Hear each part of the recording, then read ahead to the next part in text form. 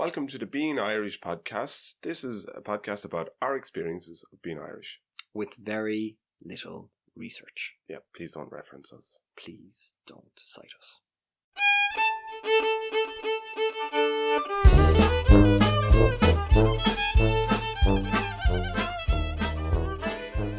Welcome to Being Irish. My name is Patrick. And my name is Padraic.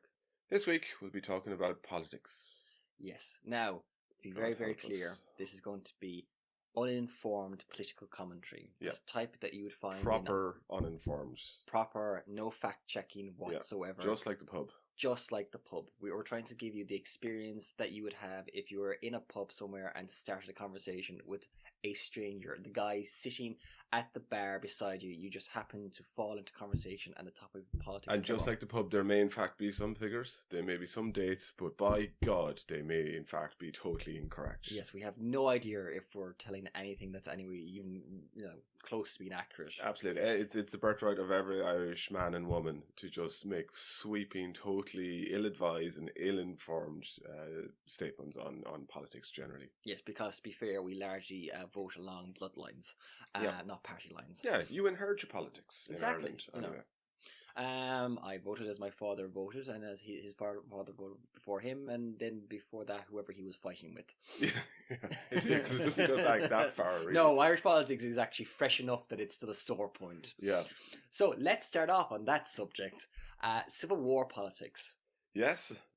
Can't get away from Irish politics without talking about the Civil War. Yeah, because when it comes to Irish politics, the two parties that have really featured predominantly when it comes to who have been in power effectively, who have formed the governments of Ireland, you have to talk about Fianna Fáil and you have to talk about Fine Gael. Yeah, there's never been a government that didn't have one or the other. Exactly. For decades, Fianna Fáil dominated the Irish political landscape and was the single largest party in the country, able to form a government in its own right on numerous occasions without the assistance of any other party. Yeah, although it had been in minority positions before. Fine Gael, on the other side, was the other major party, which again never featured in any government that didn't feature Fianna Fáil in opposition. I checked out both their websites before, just during the week, and it's worth doing that. Like, literally, just Google, Fianna Fáil, and then a minute or so later, after browsing that, Google Fine Gael, or Fine Gael, as some people pronounce it. I just have a look at the landing page of it. I think it speaks volumes about both parties. Okay. Just drink in the details. Okay. I leave it to people to do that and make their own decisions. So we're not going to be talking about the specific current government opposition, the current political controversies or policies or anything like that. This is largely concerned about talking about the parties as we kind of perceive them and understand them and think of them. Well, think of them anyway. I don't know about understanding. That seems like it's outside the remit of, of the average person who has to vote. Yeah, I'm telling you, your forefathers voted Fine Gael. Like, get down to that polling booth now. Take that box. But that is actually a very good point to start with. When it comes to voting in Ireland, voting along family lines is a very, very long, proud tradition. Yep. You vote as your family vote, and thus it is a thing that you would be in certain parts of the country and they would be predominantly dominated by people who would support Fianna Fáil or Fine Gael traditionally and staunchly, regardless of any sense, regardless of whatever policies, good, bad or indifferent, that the party may be advocating and what effect it might have on the people in question. You voted along party lines, and it's only been quite recently that's seen a major upset in voting patterns. Yeah. I mean, I was saying this before. My political genetic theory of voting in Ireland is that people have maybe an X and an X gene or an X and a Y gene. But if you replace the X's with F's, you get an F and an F and an F and a G. And occasionally there's a mutation and one of the F's turns to an S and you get an SF, and suddenly everybody else in the family is very upset. And we're already getting controversial. Because when it comes down to it, though, we talk about it along lines of Civil War politics because the history of Fianna Fáil and Fine Gael has their roots in the formation of the state, and very specifically with regard to the parties who supported the treaty and the parties that didn't support the treaty. So specifically Fianna Fáil, which at the time Or was anti. was it still Sinn Féin at the time? They were sort of like, I think it was 1922 when there was a split almost immediately. There were a lot of splits. Yeah. And I think Dev went, you know what, I'm out of here. I'm taking some of these people with me. Yeah. And they showed up shortly afterwards and then formed Fianna Fáil. Oh, so it was in around that period. So this is the thing, right? And I think this is probably well introduced. So you cannot talk about Civil War politics without talking about Eamon de Valera and Michael Collins. Yeah, yeah. I probably should have said Eamon de Valera, but Dev to his friends, because we're on good terms. And Michael Collins, who is known as the big fella. Big fella, yeah. The big fella and the long fella. Yeah. So those are the two. They're the two real icons of Irish politics. Oh, yeah, sure. They're when it comes to, I suppose, being kind of so historically significant, and they have reached that point where the Americans have George Washington and Abraham Lincoln. Yeah, and the big figures. They have those big figures in Irish political history. I suppose you really have to talk about Eamon de Valera and Michael Collins as being those two figures that have taken on a status that, regardless of the facts or the history of the context. Let's not let facts get in the way here. But they are significant figures in Irish history, and they've just reached that point where they've become very iconic. I mean, Michael Collins, the film. Yeah. Just, They don't grow on trees, lads. What don't they grow on? Trees, boss. My favourite line in the movie. Riddled with bullets, lads. Riddled with bullets. But a great movie. A genuinely great movie. I mean, regardless of its historical accuracy or whatever, and again, let's not let facts get in the way. Well, see, this is the thing. I'm not gonna get into it because I know a certain amount about the Civil War. I'm not uninformed when it comes to Irish history, but I know myself that I couldn't speak about it confidently and be able to say, well, he did this or he did that or whatever. So I'm just going to say, from the point of view of perception, certainly Eamon de Valera and Michael Collins, when you're talking about the Irish Civil War, those are the two principal figures, I think, that loom large in people's minds. Yeah, or when the dust had settled, at least. That's how it shook out. And I think with any situation, doesn't matter if it's something that just happened to you last weekend or something, it's very hard to tease out who said what, and especially when things have been rewritten by the people themselves afterwards and reimagined a little bit and then retold. There's always this, there's that controversy about how involved de Valera was in the death of Michael Collins. Yeah. That's who knows? That's a question. Yeah. That's one of those great kind of questions. Did he sanction it? Did he not sanction it? And was you can surmise based on previous strategies he's adopted or his previous behaviour, but these were never proved. These were two men who were for years side by side fighting to gain Irish independence from the British Empire, and then the Civil War brought about this split between those who accepted the treaty and those who rejected the treaty, and the two camps became polarized, and on one side, that faction which effectively became Fianna Fáil under de Valera, and on the other side you had the faction that effectively became Fine Gael. Yeah, about 10 years later. Yeah, who were kind of headed by Michael Collins, effectively. Yeah, there was. Well, he would have died before they came, but basically, yeah. I mean, there was a couple of mini groups that came together to form Fine Gael, but and that's a very dry. I actually read up on that, and I found myself becoming very irritated with the articles I was reading. I was like, "This is very dry and boring," and there was lots of, and this group over here were attacked by this other group, and then they went to this village over here, and then some people sat down and said, "Why don't we do this over here?" I was like, "Oh my God, I'm losing the will to live." And finally, in 1933, Fine Gael were founded, and I was like, "Oh, thank God, it's over. I can go away now." Look, when it comes down to it, Fianna Fáil dominated the Irish landscape under Eamon de Valera for decades, and he was the president of Ireland. Yeah, at one point. Did he serve 2 terms? I think he did. I couldn't swear to that. I think he did, though. Yeah.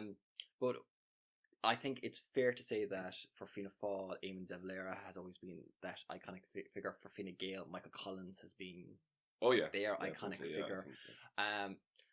So very influential, and that politics, that kind of Fianna Fáil, Fine Gael split, and the repercussions of it, and the political fallout, and the political consequences when it came to the governments that were formed, and how people voted and who they voted for, were felt up. Well, up to Well, now, even, because yeah, in a way, like when you look at how the government's formed here, yeah, how government is formed, like, we came very close in the last general election. Not very close, but there was a lot more dialogue around Fianna Fáil and Fine Gael going in together to form a government because they a needed grand a coalition. grand coalition. Yeah, And I was delighted. I was like, yes, finally, they'll admit that there's no real differences between them apart from the Civil War. And now that's a bit trite because obviously there are differences between them. But they've just been we two major ricochet. parties in the country, and Yeah. in a lot of respects, they share an awful lot of quite similar ideologies to different degrees. Yeah.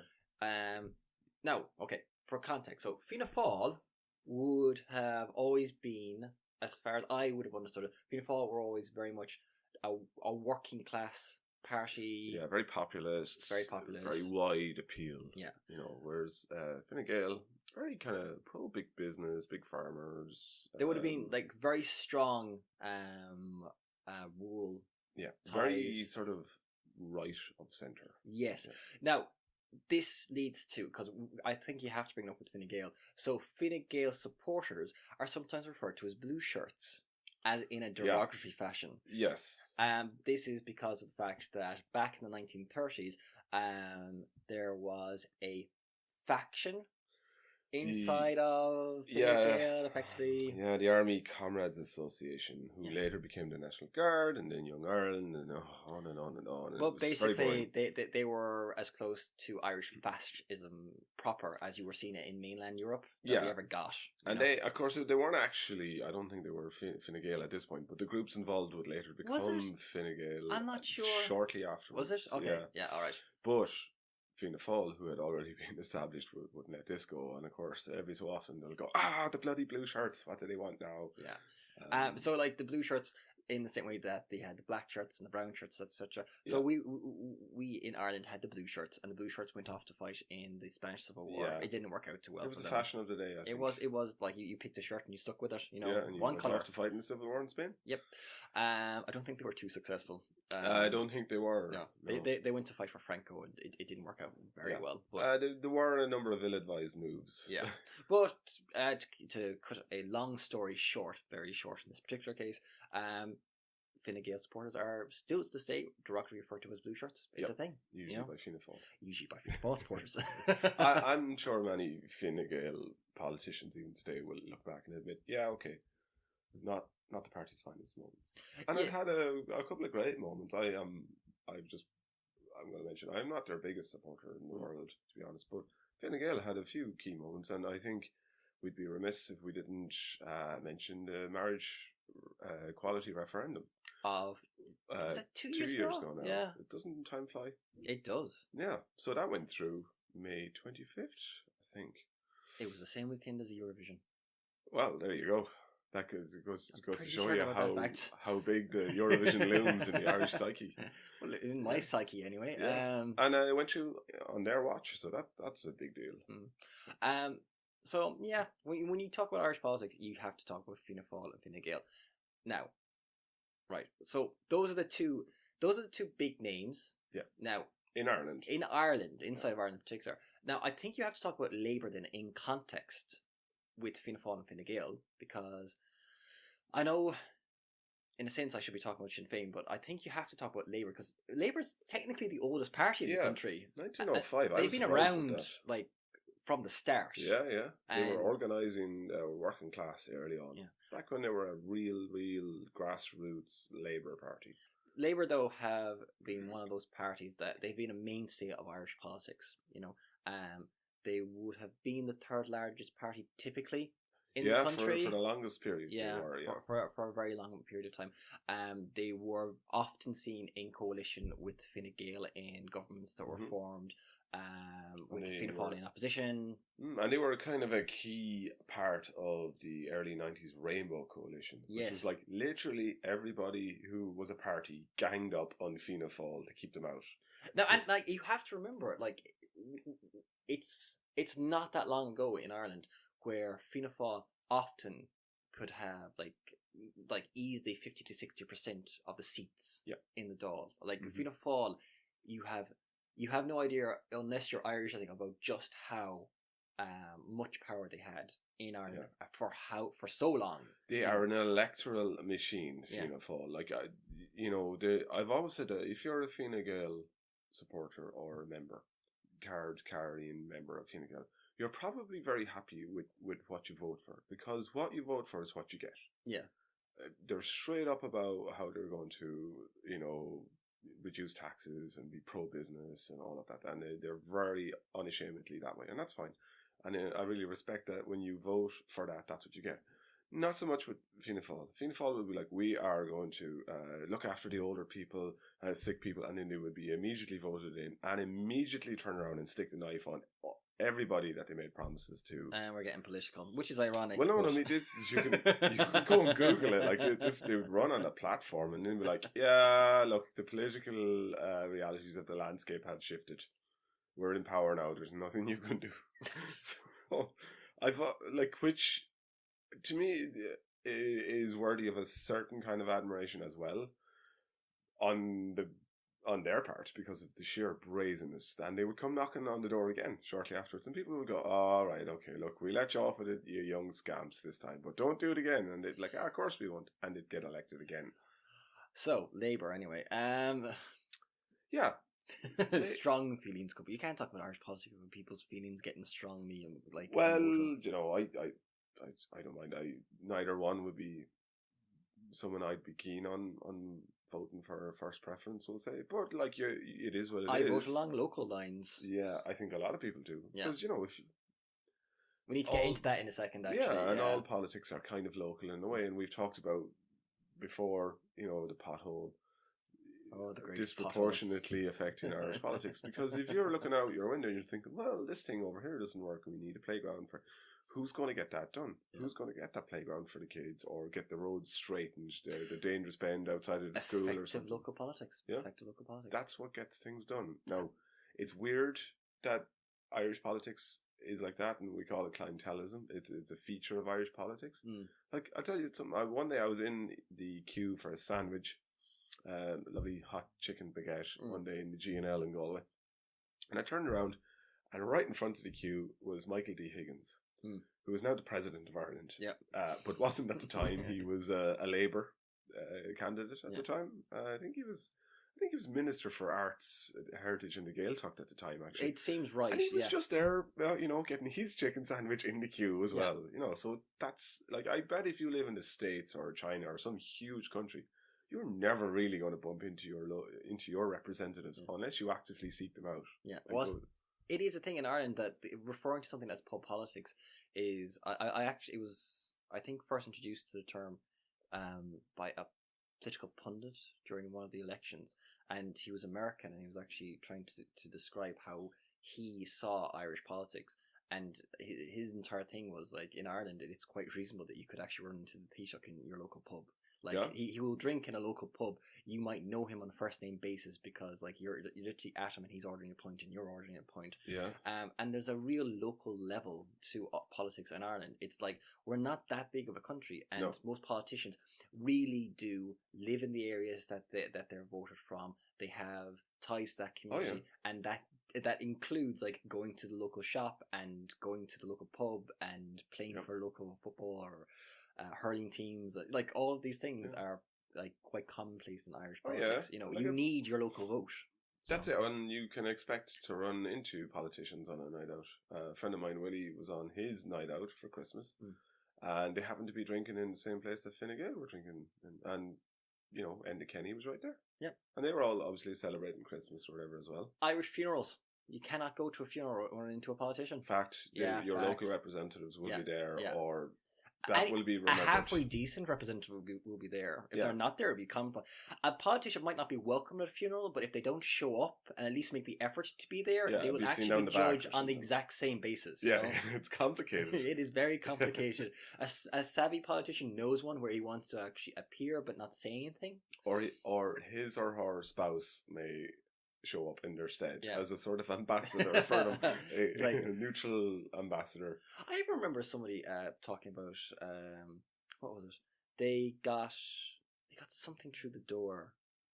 Or I think what was it? Oh yeah, so someone knocked on the door during campaigning season and then pushed a leaflet through the door with a like "I'm sorry you're out" type of thing. Oh yeah, yeah. They were calling around inside of an estate, basically, canvassing for a particular candidate, and the person in question was at home, and the person had basically they knocked and then stuck it through and fucked off straight away. Right. And so by the time your man reached the door, was like going, "What the hell?" And then he found his own going, and he I think he synced in like kind of a complaint about this because he was a little annoyed about the whole thing. Is like going, I was at home, and yeah, you could have talked to me. You could have talked to me. I'm not even, it may have been the thing that whoever did it didn't even knock; they just stuck the thing through the door. Sorry, you weren't home. They knocked as they were shoving it under the door. Yeah, but then sometime later, the guy who was actually being canvassed for the actual candidate arrived at your man's door and had remembered that this had come in and actually apologized for it in person. Yeah, for that having happened and that it shouldn't have happened, etc. And was happy to discuss any issues. That's good politics. That's good politics in Ireland.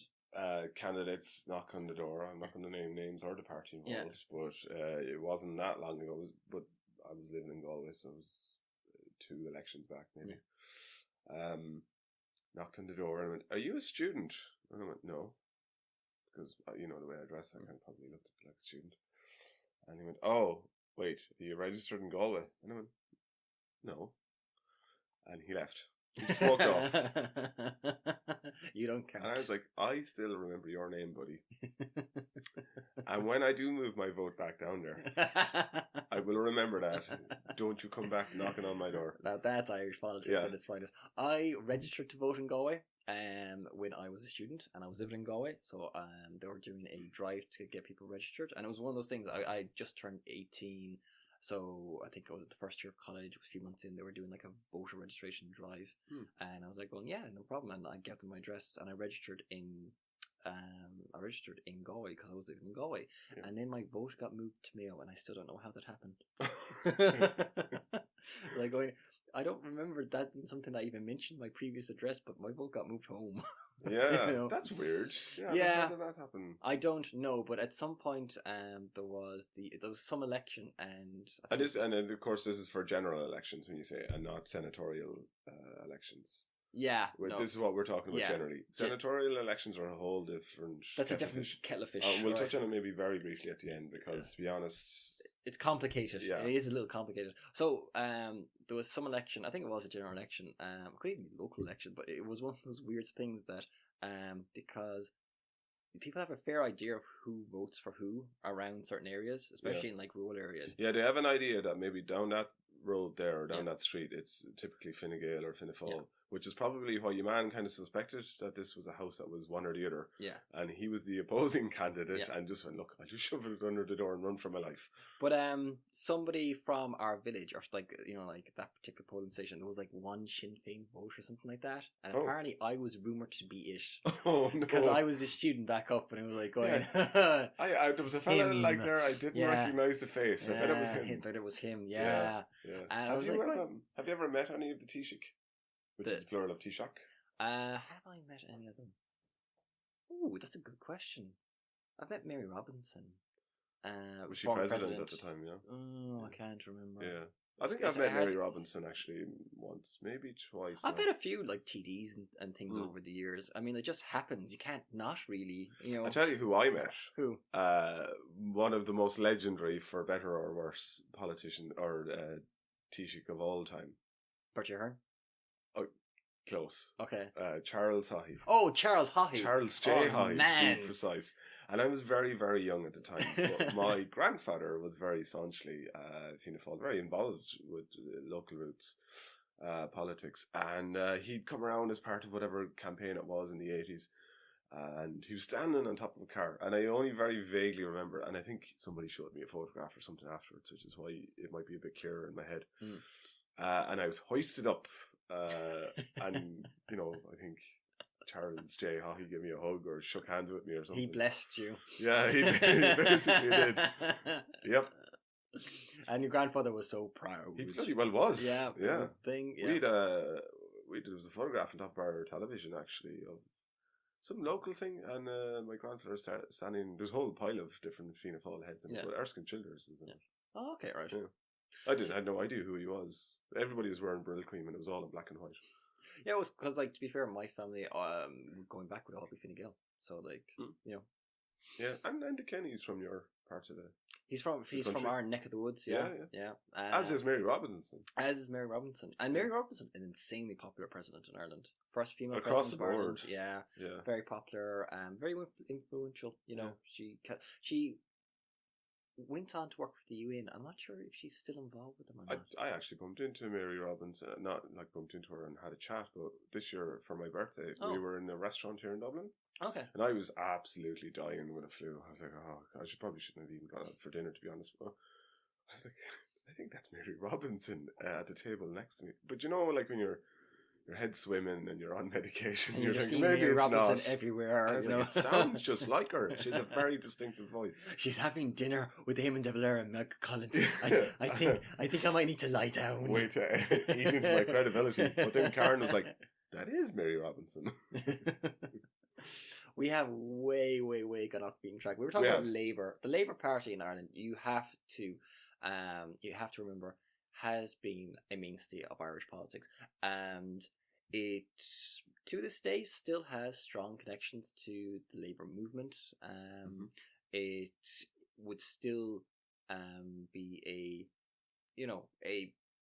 a party that's certainly geared when it comes to its core values. Yeah, towards, I mean, they're still workers' rights and stuff like that. Progressive. Like when it comes to progressive equality agendas and so on. And actually, when I said earlier that the campaign, the marriage equality campaign, went in under Fine Gael's watch, more accurately, it went in under both Fine Gael and Labour's watch, and the Labour will tell you, that it wouldn't have got across the line if it wasn't for them being in government and influencing Fine Gael's decision at the cabinet table.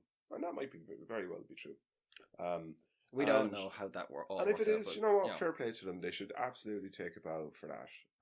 They certainly, Young Labour has traditionally in the last couple of decades had a very strong young LGBT canvassing body within the party. No, I didn't know that. Oh yeah, very, very essentially. A number of my LGBT friends would have been Labour. Okay. I presume they still are. Some have moved on to some of the newer parties that have sprung up.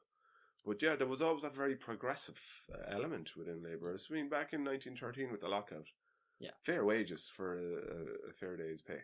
Yeah, that was bloody radical at the time, and that was tough circumstances. It's still radical to today. Yeah, well, it is. Or fair wages for women. Do you remember back in the day when how long did that go on for? Actually, it might have been ended just before we were when born. The civil service was like, if you got a job, you had to if you got married, you had to step down. You had to step down. Anyway, okay, so. Okay, we've talked about Fianna Fáil, we've talked about Fine Gael, we've talked about Labour. I think this seems like a good time to talk about Sinn Féin. Yeah. So, and I think internationally, Sinn Féin would be the party that most people outside of Ireland would know of in Ireland. Yeah, no, fame, notoriety, whatever you want to call it. Well known. They're because of the fact that obviously, and this is the thing, Sinn Féin is an interesting party in Ireland because Sinn Féin is a party that holds seats in the Irish Dáil, but also is elected to Westminster. So Stormont. But they also have elected MPs to because it's the local assembly elections, and then they actually hold seats in Parliament as well. I believe that's right, isn't it? I don't know. But again, because there's the assembly elections, and then there's actually the general election.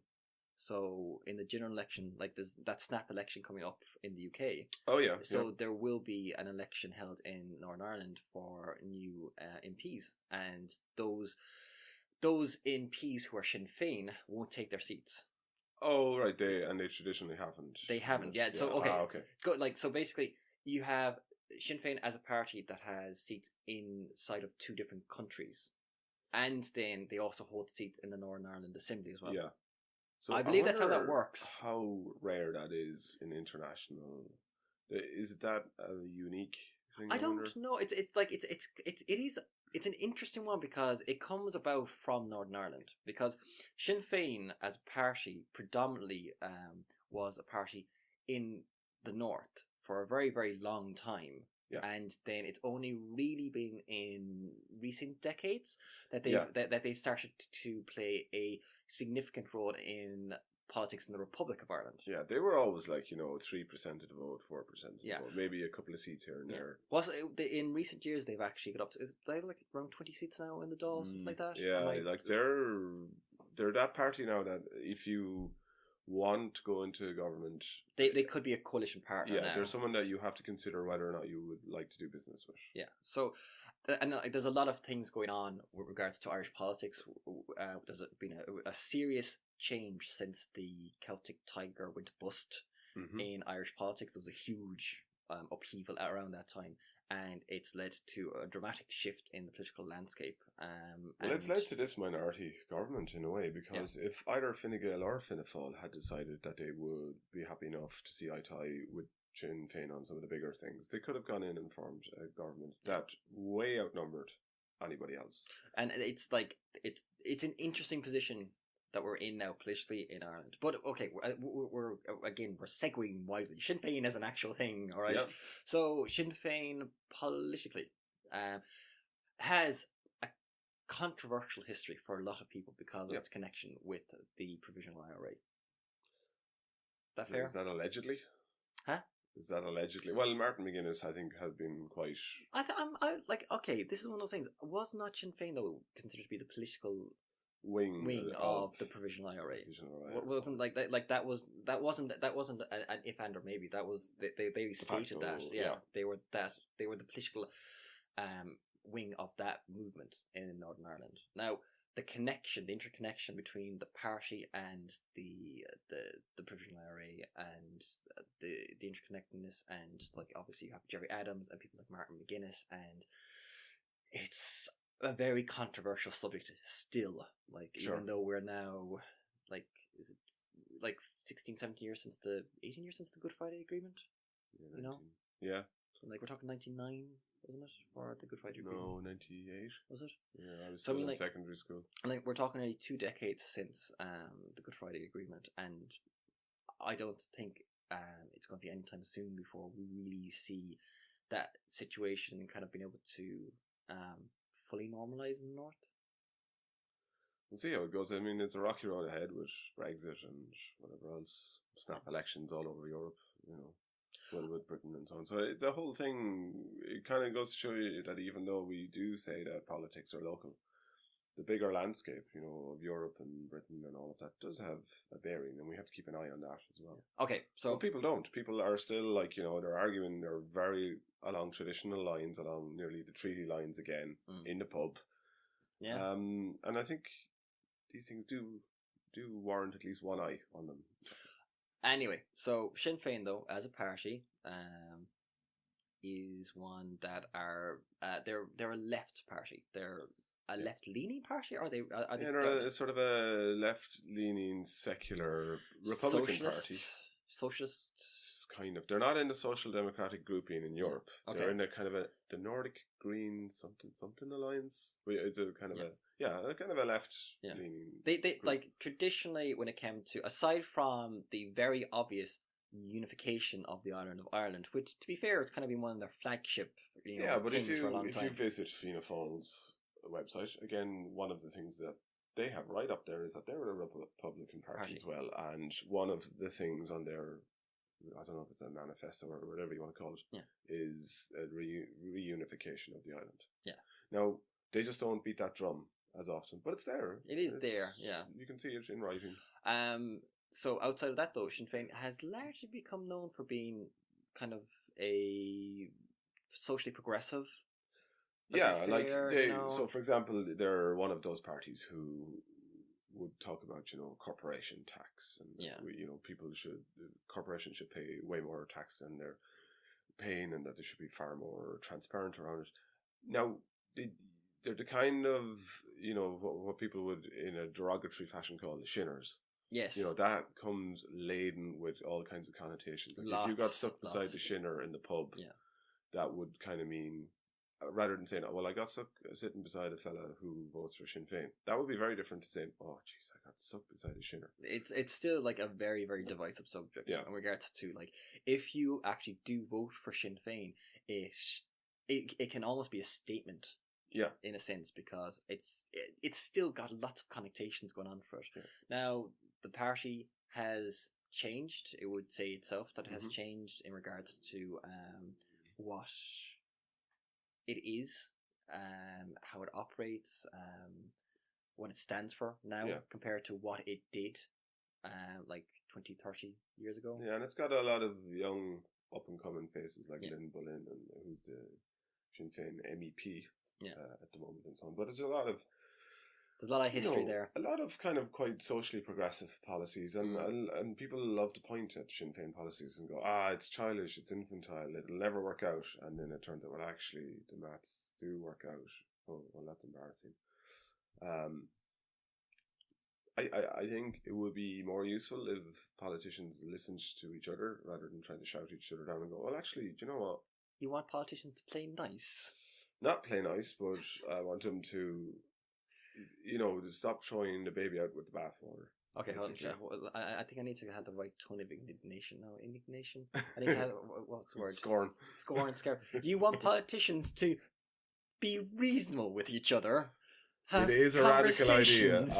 Listen to each other. Being elected to debate on things. Wouldn't that be a change? Instead of a row. Yeah.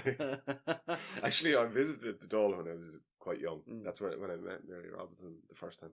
And we were up in the galley, and there was a massive row going on. And we were what age were we? 6 or 7 maybe. We were like, go on, get him.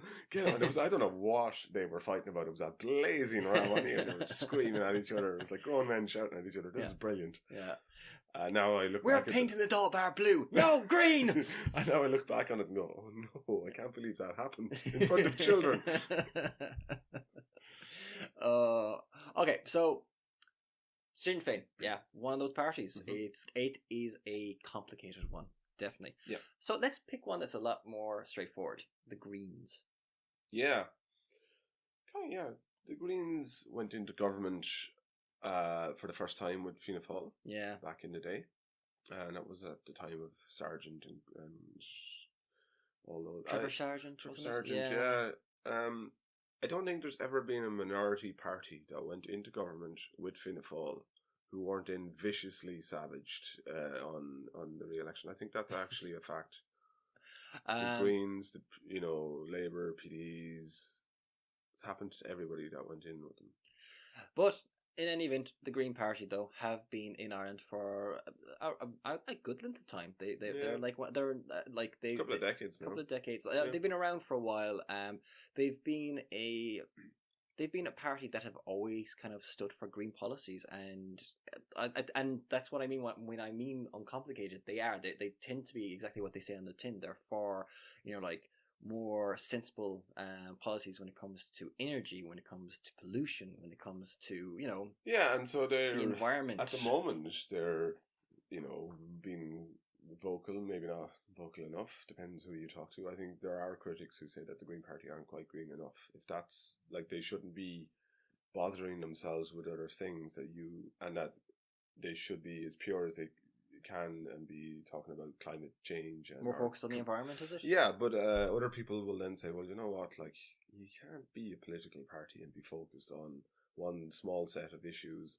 What about when you come to tax and social policy? Well, you do need to kind of have like an overall, I think, mandate that you're moving forward.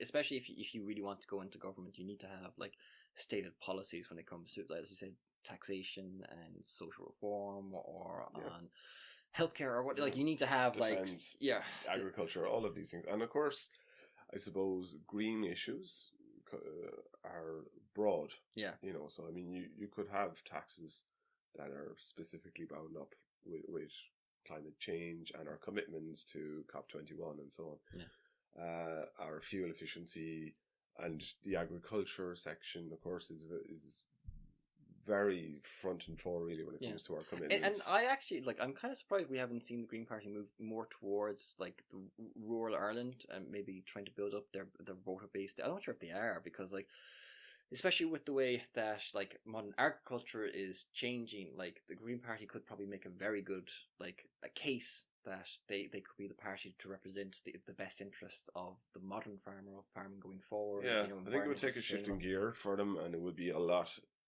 You know, they'd have to sit down and draw policies, but it could be. I think you're onto something there. Maybe. I mean, like, I've always had this perception of the Green Party as being kind of an urban party. Weirdly, that they've always been kind of like one that's kind of always been kind of concentrated around the cities. Yeah, absolutely. Because I think I've always got that impression as well. Because if you're going to beat the drum of like, well, we should recycle plastic and we should do this, that, and the other, and we should animal rights and carbon emissions and all of these things, I've always got. All those issues are kind of removed from the everyday rugged existence of living on a farm or being out in rural Ireland, where you're like, yeah, but here we are. We're very practical people. We have to get on with this stuff. Yeah. You there in the city drinking your cappuccinos, you can worry about all of that. I have a cow I have to get out of the field down here. That milk's got to come from somewhere. Yeah, exactly. Do you think the milk in your cappuccino just like comes from the fridge out the back? No, it doesn't. So, you know, it's kind of nearly back in the day, they would have said a very yuppie sort of. It's kind of, it has like historically got a kind of a context to it. Like if you were a Green Party supporter, then there's the entire thing of being kind of like eco-friendly. The entire, you know, Greenpeace. Yeah, you have a hempen bag on your shoulder instead of the plastic bag. Was it the Green Party who brought in that tax on plastic bags? I can't remember. There was something about light bulbs that I remember. That I don't think that mercury light bulbs or the long-lasting ones. Yeah, something. I can't remember. There was something weird about light bulbs that they had a hand in, or that they were proposing. But again, these are kind of like views, like pub politic views that. You know, if everybody else was like, well, there'd be a big row, whether you were Fine Gael or Fianna Fáil, and someone would say, well, Sinn Féin, and everybody else would move one step to the right. See what I did there? One step to the right, away from you. And then somebody went, who's your man over there? Oh, he's down from Dublin for the weekend. I think he votes Green Party. But it, like, it was kind of a statement as well. It was, but it was a very non-offensive one. He's harmless. He votes for the Green Party. Yeah. I mean, the thing is, though, whatever else about the Green Party, by and large, the policies were always ones that, whilst they may not be a priority for people, they've always tend to have policies that have a place. You know, I think in the current climate, literally, you know, like being more conscious of climate change, being more conscious of the energy that we use, where it comes from, like our path going forward when it comes to energy consumption, renewable energy, etc., etc., etc. I personally think that the Green Party could be a lot more vocal, could be using the stick of climate to beat the current, and previous governments with. It always comes down to violence with you, doesn't it? Well, that's my metaphor for getting things done in the Dáil. My views were shaped very early on. My first visit to the Dáil, I was like, oh, right, this is avert your gaze, children, avert your gaze. Yeah, it's like a pit where the dogs are let in to fight each other, basically. Stuck in with somebody. But yeah, I think they could be a lot more critical and vocal of the government, particularly because we're one of only, is it 2 countries in Europe who are full on not going to meet our targets, and by a good bit. Yeah. So we've made all of these commitments to tackle climate change and so on under the Paris Agreement. Or we're just not going to meet them, and there was never really, I don't think, a genuine sense that we would even bother. It was just like, oh yeah, we'll sign up to this because everybody else is doing it. Right, hopefully everyone will forget about this when we go home. Paddy is a cynic. Again, my early visits to the Dáil. Alright, so we're getting into, though, kind of like some of the smaller parties in Ireland. So like, not a smaller group, but like a very recent one. We have had Okay, I'm trying to remember this one. I have to have it right. So it's the Anti-Austerity Alliance, People Before Profit umbrella group, who are now Solidarity. Is that right? Solidarity, as of a few weeks ago. All right. So well, it might be a month or two ago. are they I a think party now, or just like a coalition of I don't know if they've come groups. together as a party or a technical group. Right. So if they come together as a technical group, I think I might be wrong about this, but if you have 5 or more, you get certain speaking rights 7 or and more, so on. like that. I think it was 5 because weren't Labour just worried that they weren't going to get that extra person over the line? Sure. It's a small number anyway. Yeah. If you get that number or more, you get certain benefits. Yes. Basically. Yeah. You level up basically as a party. in Irish politics, in the you level up and you get speaking better rights. Seats, yeah, exactly. No, really. Yeah. You can get reservations in the Dáil bar. And you can divvy up then amongst yourselves then if you're a technical group about who gets to use that speaking time, and of course there's all politics involved in that too.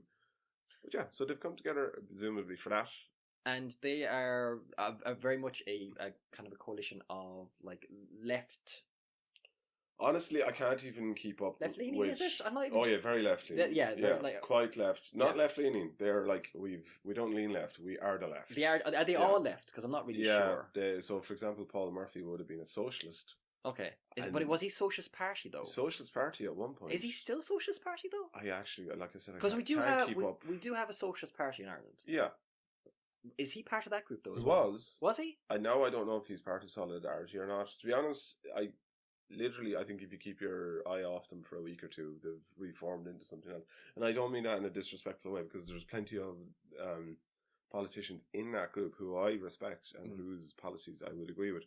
But just in terms of the nomenclature, I can't quite keep up with who's who, because I think wasn't Paul Murphy, and I don't want to keep picking on Paul Murphy because just as an example, it came to my head. Was he in Europe for a while? Was he an MEP, and then he came back, and then he was an elected TD? I don't really know much. So things were kind of changing quite quickly there. But other people would be Reid Smith, Ruth Coppinger, who quite like. They would be very vocal. I don't think Mick Wallace is in Solidarity, but he's another left-leaning kind of. Mick Wallace with the grey hair. Oh, I know who you're talking about. I'm just not again though. He's left-leaning, yeah. But yes, he is he from Wexford? Or? Wexford, yeah, but he owns a lot of property, or did own a lot of property around Jervis there in Dublin. Wasn't he an independent though? He is, yeah, but he's left-leaning as well. Okay, see now this is where it gets confusing, because is he inside of Solidarity then, or no? I don't think so. No. But there was a different grouping of independents. Is that still there? With Ross, what's his name? They are the Independent Alliance. The Independent Alliance? Yeah. Okay, so now they're just, I think, again, that's just for speaking time and so on. But all right, so let's again, we're just trying to get this in context though for someone listening who has no idea what the hell we're talking about. So Solidarity, which was formerly the Anti-Austerity Alliance, People Before Profit, which were separately Anti-Austerity Alliance and People Before that again, which were two separate groups who have now come together as one kind of super group. They are all left politicians. Leftist politicians? Is that the right? I'm not really sure how to describe it. I always here's the thing. Can I say left leaning and just kind of use that as a to be honest, I don't even know how useful the whole left right spectrum is, because a lot of people are concerned with issues. Yes. So on social care, they might be very progressive. Yeah.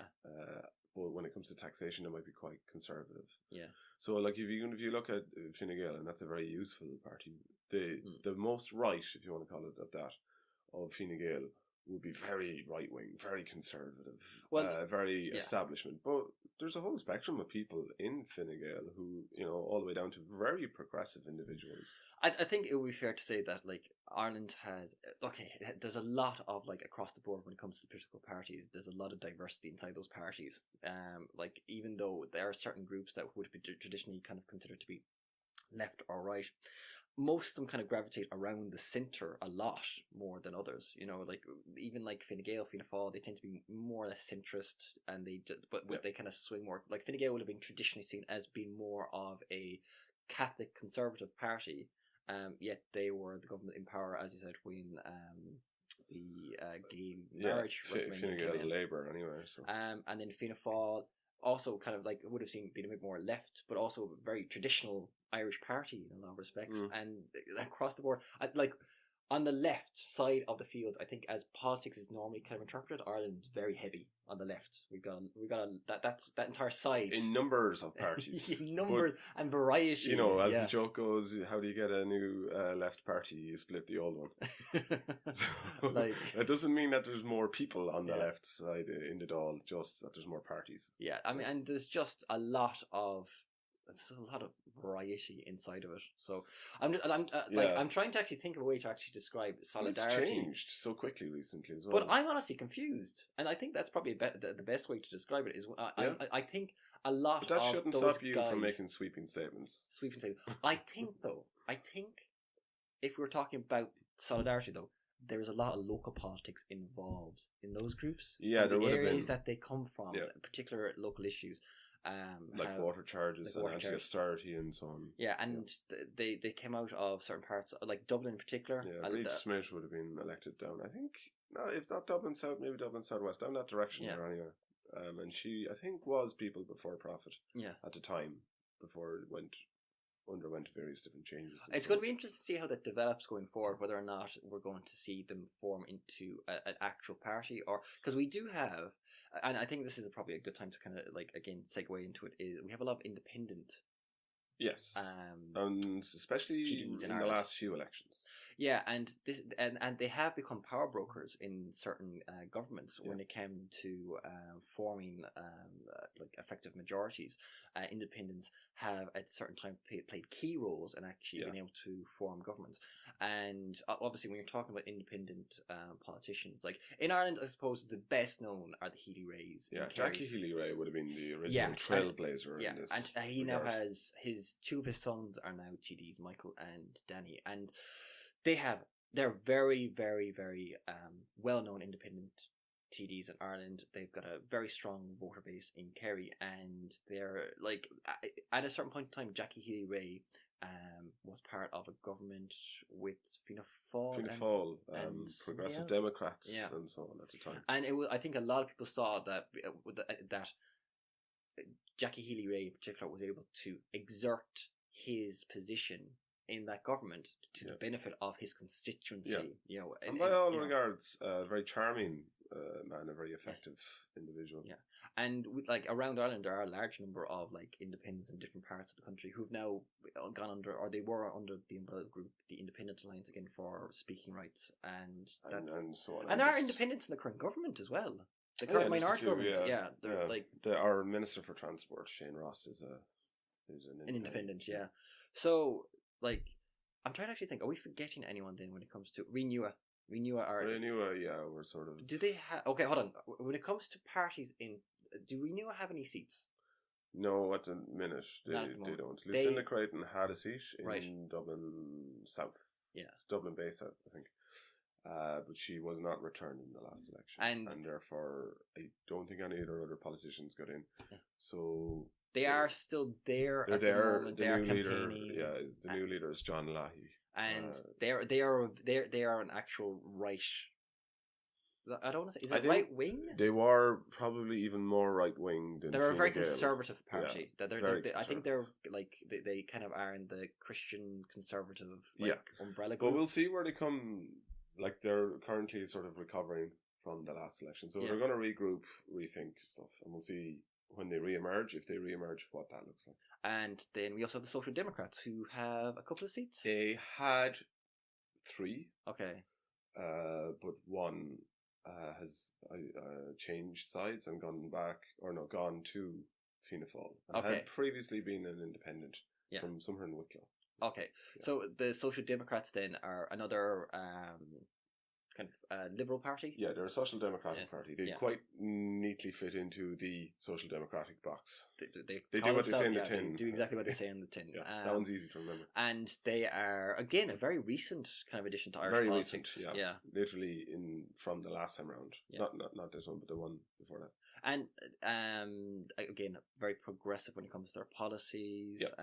When it comes to social issues, they would have also been when it came to like matters of like taxation and I suppose Donnelly would have been the TD who went back to Fianna Fáil would have been a very sort of knowledgeable individual on business and economy and tax and so on. Yeah. But Roisin Shortall and Catherine Murphy are there, and they're very strong on social issues, very strong on governance and challenging corruption and so on. They're canvassing like very strongly at the moment. Yeah, no, I think they're looking to build up their support. They've captured a lot of that young vote that Labour would have had. Yeah. Like very grassroots, young, vibrant kind of base.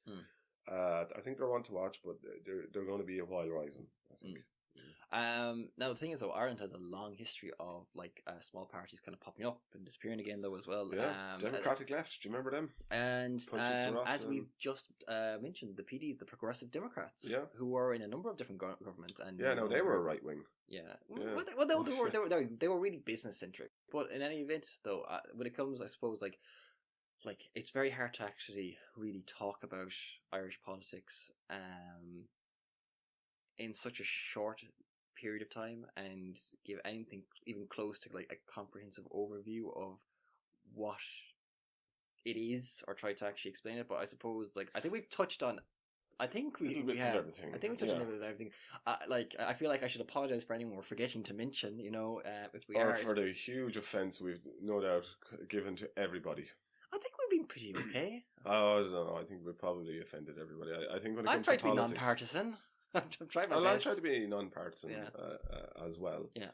I hope that we haven't offended too many, but I'm sure we have. Look, but the thing is, and this is the essence of it. When it comes to politics and you're Irish, it's very hot-headed. It can get very emotional very quickly. And we touched on that in the beginning because those roots are still so fresh in a way that we're still so close. There can be a lot of contexts going on. There can be a lot of emotions tied up with your politics for different reasons, and some of them can be local, and some of them can be historical, and some of them can be personal. Or a heady mix of the lot. The heady mix of the lot. The only thing I will subscribe to when it comes to Irish politics is a deep-seated belief that regardless of who you vote for, do vote. Because if there is one thing that always surprises me is that we have had some very good voter turnouts, but when you still look at the numbers, we're still not getting anywhere close to everyone voting. And voting is how we choose our governments. These are the people who we elect. They form these governments. Maybe every individual vote in and of itself. It's strategic. Because if you don't vote, but say you voted and I didn't, and you voted left and I voted right, we'll say, my not voting gives more weight to your vote. Yeah.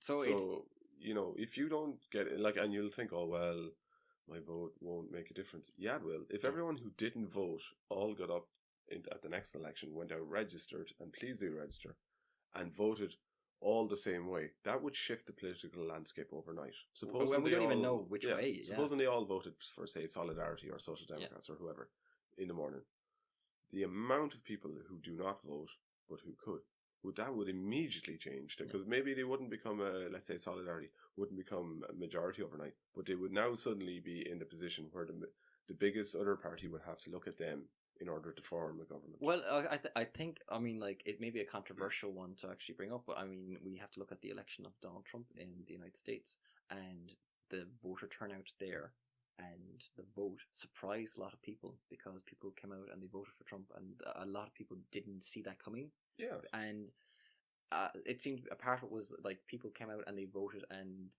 who hadn't voted before, and whatever else about Donald Trump, whether you love him or you hate him, he certainly managed to energize his supporters into coming out and voting. Well, I think it's certainly proof that things aren't always going to be how they always were. You can't go, oh well, what's the point? Sure, isn't it always going to be the same as it always was? We can have some serious surprises. A vote isn't a hand grenade, or it can be used as one, as we've seen, but you please register and go out and vote. Yeah, and I would say as well to younger people, because I've volunteered with young people before, and I usually ask them, do you care about politics? Because if you're young and rural, or if you're young LGBT, or you're young whatever, you're disproportionately affected by unemployment and a variety of other things. And you go, well, no, I don't really care, but sure, I'm only 15. Supposing there had been an election that year and you were 15, guess what? By the time you're 18, you'll be 3 years into that 5-year term of that government, assuming they work out the entire 5-year term. So what's happening now, or who's being voted in now, will affect you. Okay, sure, you can't vote in it, but you have power. You can talk to the people who can vote and say, look, if you care about my future, please vote this way or that way. And get to know who your politicians are now, because chances are they'll be the ones who'll be voting for next time. I think what this boils down to is be better informed than we are. Oh yeah, and absolutely. I've said it again. Do not reference us if you're writing an essay, and please don't cite any of this. For the love of God, yeah. But look, pub politics. Who needs to be, sweeping statements left, right, and centre? But the next day, when you're hungover, think about it and do register to vote. Yes. Even if it turns out that when you actually go to vote, what you do is you ring up your father and ask who I'm voting for this time. Yeah, well, absolutely, he might know better. You could be off somewhere. You could be off somewhere in college. He might be able to use your vote much better than you. And you might be like, I actually, who do these people represent? And then hopefully, whoever it is you seek advice from will give you good, impartial breakdowns of who the candidates are. Yes, or basically turn around to you. We need to get a pothole fixed, all right? So you're voting for this guy. That's it. Or like, just Google. What? We need the potholes fixed, all right? They're not going to fix themselves, all right? Google the party that they're running for and what those core values are. Yeah, and how they feel about tarmacking. Yeah, or take one of those quizzes. Which political party should you vote for? They're not always that accurate, but yeah. Does it have a section that refers to asphalt? I mean, like, it should. How do you feel about asphalt on a 1 to 10? I think this seems like a good time to call this one quits. Absolutely, yeah. Right. So, that's it for this week. Yeah, thanks for listening to our ramblings. Please don't beat us up on the street. Please. Please.